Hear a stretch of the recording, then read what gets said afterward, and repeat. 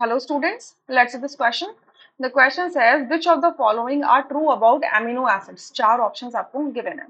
Right, so amino acids का मतलब क्या होता है कि आपका देखिए अमीनो एसिड्स का मतलब है कि आपका जो मेन फंक्शनल ग्रुप है कार्बोक्सिलिक ग्रुप है, इससे आपकी क्या होगी, कोई कार्बन चेन लगी रहेगी, कार्बन चेन लगी रहेगी. तो इस कार्बन चेन में कहीं पर भी अगर NH2 ग्रुप लगा हुआ है, सो उसको हम बोलेंगे अमीनो एसिड. ठीक है. सो इसकी जो पोजीशन होती है with respect to carboxylic acid के ग्रुप से, उसको डिफरेंट नेम्स हो सकते हैं. तो ये अल्फा फॉर्म, अल्फा भी हो सकता है, बीटा भी हो सकता है, गामा भी हो सकता है, डेल्टा भी हो सकता है. ठीक है. सो जो हमारी हमारे लिए जो इंपॉर्टेंट है that is alpha amino acids. So alpha amino acids,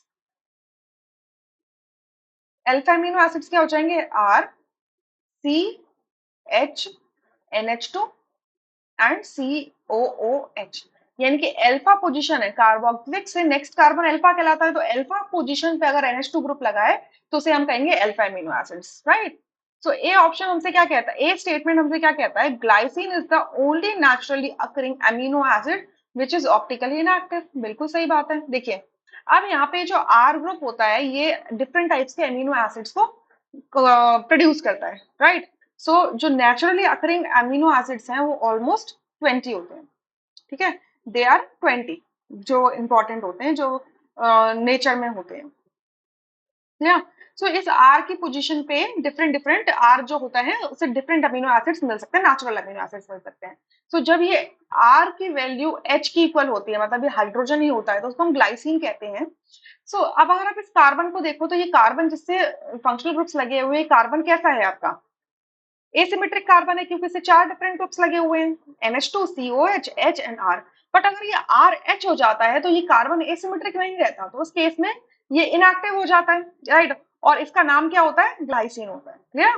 B में लिखा है most of naturally occurring amino acids have D configuration. जो आपके नेचुरली अकरिंग अमीनो एसिड्स होती है उनकी डी कॉन्फ़िगरेशन होती है, ये फॉल्स होता है.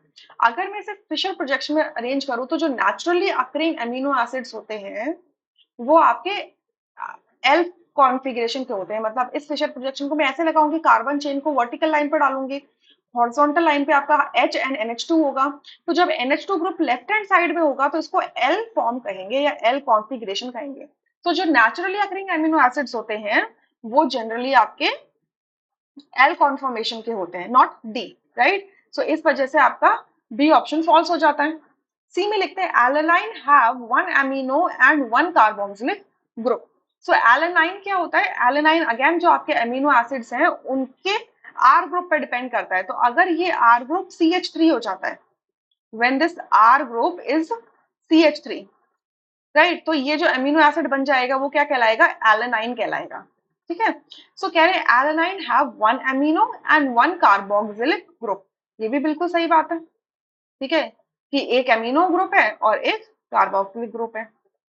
डी में लिखा है amino acids are the constituents of all proteins. So यहां से ये स्टेटमेंट भी बिल्कुल ट्रू है कि आपका जो अमीनो एसिड्स होते हैं they are the constituent of constituents of all the proteins. ये भी बिल्कुल क्या हो जाती है, यहाँ से करेक्ट स्टेटमेंट हो जाती है. तो अकॉर्डिंगली आप अगर देखोगे तो A, C and D statements correct है. सो ए ऑप्शन करेक्ट होगा, rest options are incorrect. I hope you understood. Thank you.